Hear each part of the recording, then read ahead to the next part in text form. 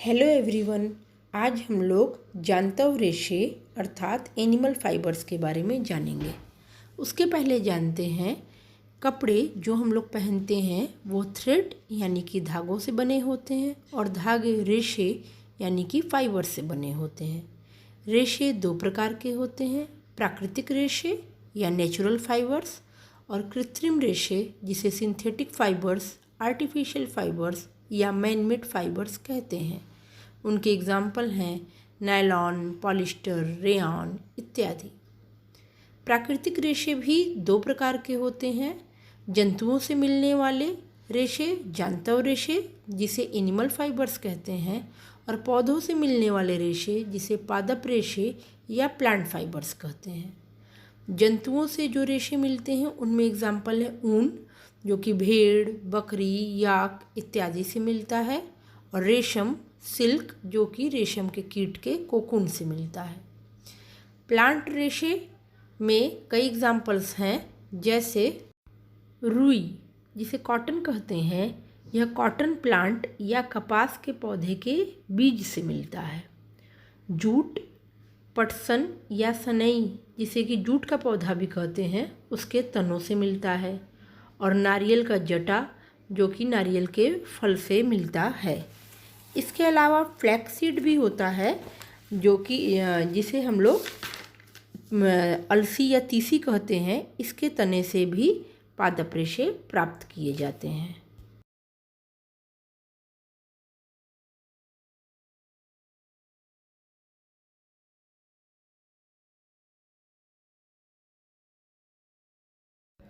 सामान्यतः भेड़ की त्वचा के बाल से ऊन प्राप्त किया जाता है, लेकिन इसके अतिरिक्त याक, ऊंट, बकरी, लामा, एल्पेका इत्यादि जंतुओं से भी ऊन प्राप्त होता है।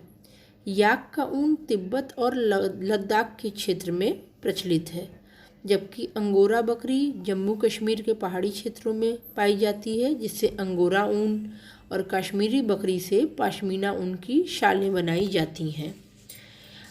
हमारे भारत में जम्मू कश्मीर, हिमाचल प्रदेश, उत्तराखंड, अरुणाचल प्रदेश और सिक्किम के पहाड़ी क्षेत्रों के अलावा हरियाणा, पंजाब, गुजरात, राजस्थान इत्यादि भागों में भेड़ों को झुंड में पाला जाता है।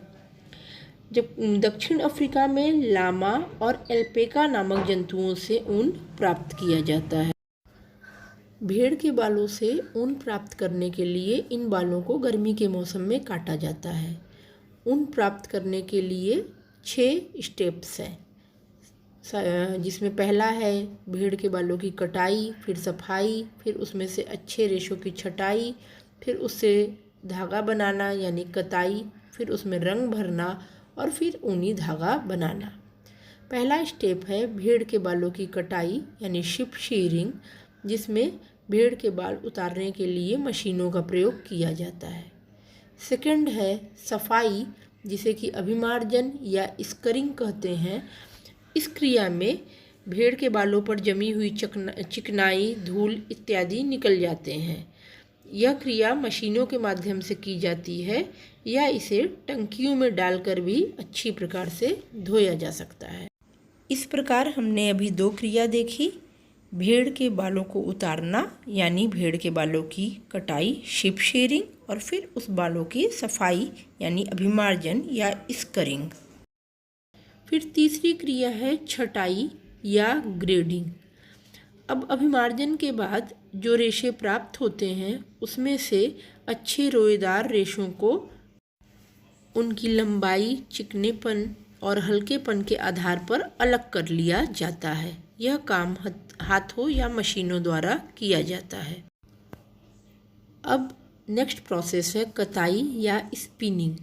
अब प्राप्त रेशों को सुखा लिया जाता है और उसके बाद इन रेशों को ऊन के धागों के रूप में इनकी कताई की जाती है। इसके बाद इन रेशों को रंगा जाता है, क्योंकि भेड़ या बकरियों से प्राप्त रेशे ज़्यादातर काले, भूरे या सफ़ेद रंग के होते हैं, तो इसलिए इन्हें रंगा जाता है, जिसे डाइंग या रंगाई कहते हैं। रंगाई के से प्राप्त रेशे आपस में उलझ जाते हैं, जिन्हें सुलझाकर सीधा किया जाता है और फिर लपेटकर उनसे धागा बनाए जाते हैं। यह क्रिया है ऊनी धागा बनाना या मेकिंग ऑफ वूल।